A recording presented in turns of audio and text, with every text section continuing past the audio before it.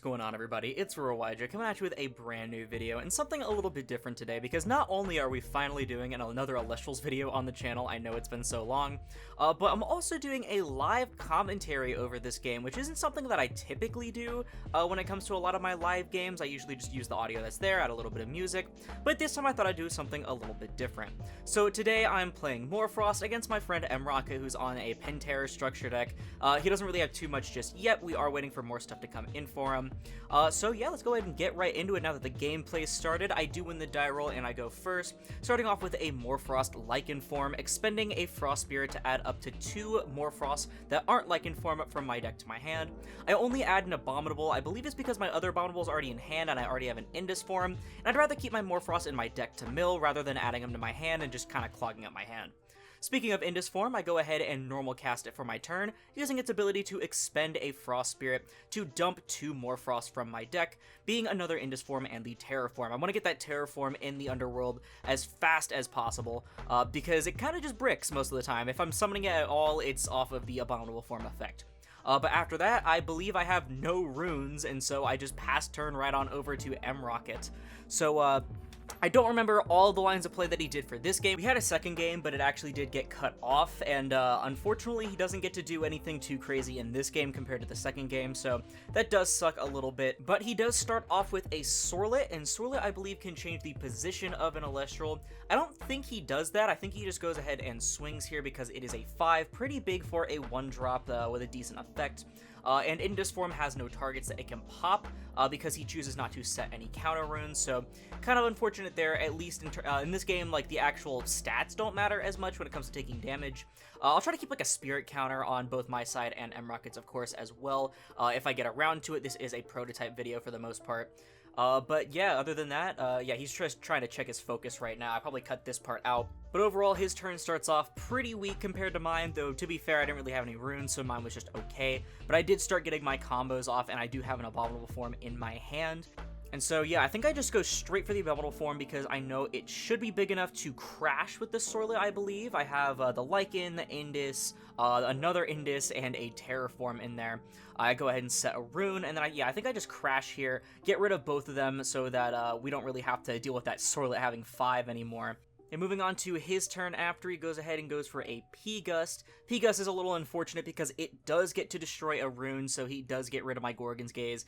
For like half a second, I was tempted to just chain it there, but there was literally zero purpose. I don't want to be wasting any spirits now, considering Morphrost is already an expensive deck when it comes to using up your spirits.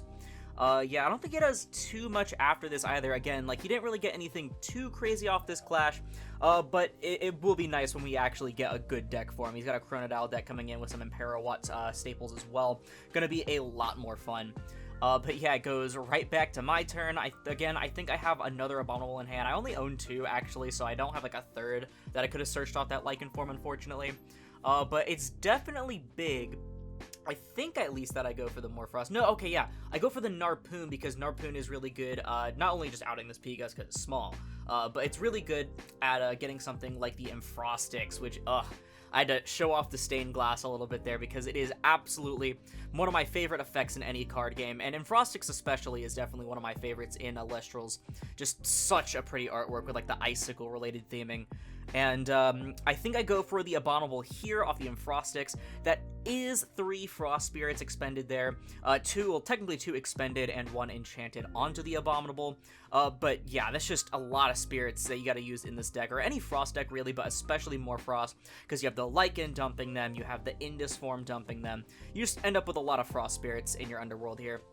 And I'm counting how many Morphrosts I have in my Underworld. I believe I have Lichen, double Indus, Terraform, and the other Abominable. So the Abominable here should be a 6 attack, which is pretty good.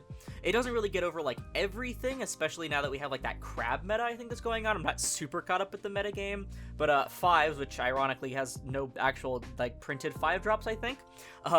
They play a lot of like the crab stuff, which gets up to 6, which is really strong. The Abominable form can get up to like 9, 10 if you have 3 Abominable forms and you have like 2 in your Underworld. But yeah, it's like one of your only really big guys in the deck. It'd be really nice to have some Daybreak staples in here like Cryoblast, not gonna lie. But yeah, it goes over to his turn after he expends 1 spirit. And so I think he goes for a Boombat here after using a Thunderstorm. I'm trying to remember the order of things. I think it's Thunderstorm on the A-Bomb and, or no, he might use Laurels. Yeah, it's Laurels, he kills the Abominable, and then I think after this he goes for Boombat on the Narpoon. Yeah, so the Abominable dies here because he does get to choose, it's the least amount of enchanting spirits. He uses Laurels a lot, which is probably, it's good because, like, one of his only staples he has because it came with the structure deck. But yeah, then he goes Boombat. Boombat goes ahead and self-destructs to take care of the Narpoon so that I don't have as many Elestrals. But again, I do have another Abominable form in my hand that I'm sitting on and just waiting for. So he doesn't really do very much here either. Very, very slow start, very rough start for him. And so I'm looking through my underworld, seeing how many Morphrosts I have, seeing how many Frost Spirits, so that I can go for a Cryoling play. I know Cryoling is a bit outdated now that Pulsar is out in Daybreak, but again, I own literally 0 Daybreak cards, so we're kind of balling it on base set Penterror and Frostfall Morphrost. It's pretty funny. But yeah, we go for the Cryovern here, Cryovern misenchanted with the Leviathan, so that we can avoid any Tsunamis later, though technically I guess it didn't really matter here because he had no set counter runes. It's just something I'm trying to pill my brain on and making sure I do misenchant it, so that I don't have to worry about those Tsunamis, though. In my only other game of Elestrals that I played over webcam, I actually ended up screwing up like twice because of it, because I had Tsunami in my hand, I misenchanted for no reason, and I ended up not being able to use the Tsunami, and I lost, so that was a bit unfortunate, but I do have an Ambrosia here. Ambrosia really helpful for recovering those expensive Frost Spirits back into the Spirit deck, because you just go through so many in this deck. I know I'm going to say that a lot, but kind of just using this as an excuse to, you know, actually find things to say. But I go ahead and swing with the Cryover, and he takes 2. He ends up expending Wind Spirits for the 2 damage, which is probably a big mistake because he does end up running out of Wind Spirits, which is one of the big reasons why he does end up losing in the later part of the game.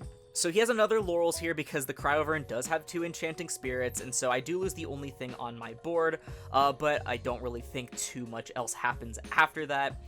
I think, oh yeah, he goes for Aeolus. I think he goes for Aeolus into Arrowmare, which is like his big play. I think it's like Arrowmare plus Bag of Winds into the Glidesdale. I don't know if he does that this game or next game, but he definitely goes Aeolus. He could have honestly went for 2, and it probably would have been fine, because he, you know, can just get rid of it after he uses the effect to disenchant. Aeolus being so expensive is one of the big problems with it. I know Wind isn't doing too hot. It's probably like the weakest out of the elements, I believe. Don't quote me on that, though. If I'm wrong, let me know in the comments, though. But yeah, he grabs the Arrowmare here, goes for an Arrowmare in defense, because it has the big defense, and again, I think he also has Bag of Winds, which is another reason why. I told him, I think it's either this game I tell him or next game I'm like, hey, you can put it in attack and make me expend spirits, right? But it is good to have it in defense, so he doesn't take as much spirit damage if I were to go for something with 2, for example, you know, etc., etc. Plus, again, if he does go for the Bag of Winds here, then it's going to be a big, I think, 7 defense. Yeah, there's the Bag of Winds. That's like one of the main combos for the Penterror structure, other than the Penterror stuff itself. You go for Arrowmare with the Bag of Winds, and then you turn the Arrowmare, you send it into a Glidesdale, but to be fair, it's better to go for like the Bag of Winds on the Glidesdale, which I think he acknowledges later because he ends up losing that protection, and I think it bites him in the ass. So yeah, on to my turn. I go for another Indus form here, I believe. Indus form just dumps some more stuff, goes for some deck thinning. I am getting a little bit greedy with the amount of spirits I've been expending, but again, we did use that Ambrosia earlier, so that was definitely one of the big reasons why. But I don't really have too much other than that for now. But I'm assuming he's going to keep the Arrowmare in defense position here, and so I'm like, okay, I can go comfortably for an Indus form into another Abominable form, and then once I ascend into Abominable, I can bring back another Indus to dump my last targets, or I can bring like a Terror form. There's a few different options. I wish they were like Bat form was a good thing to summon as well, but there's just way too many normal summons in the deck at times.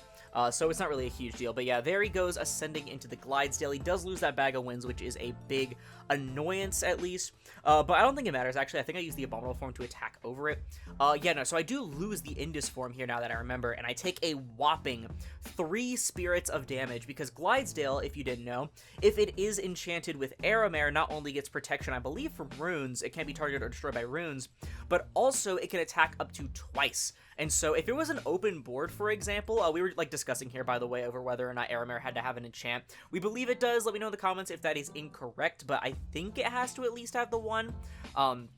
But yeah, like if there's an empty board and a Glidesdale like ascended from an Aramare and equipped with the Aramare or whatever, like swings into an empty board, it's like 4 spirits of damage there, which is crazy. I don't think there's like any other Elestral that can do like 4 spirits of damage, at least not to my knowledge. But yeah, I end up expending, I think, a Zaptor, a Terratlas, and a Leviathan. I think I expend everything but Frost.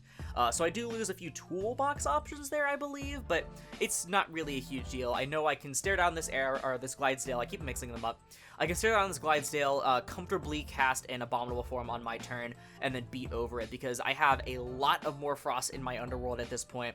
So there is just not very much he can do against the big beefiness of it. One of the big problems for Morphrost is that it loses to a lot of other, like, kind of Oonga Boonga beatdown decks, which, to be fair, sums up a lot of base set and then, like, some of Frostfall.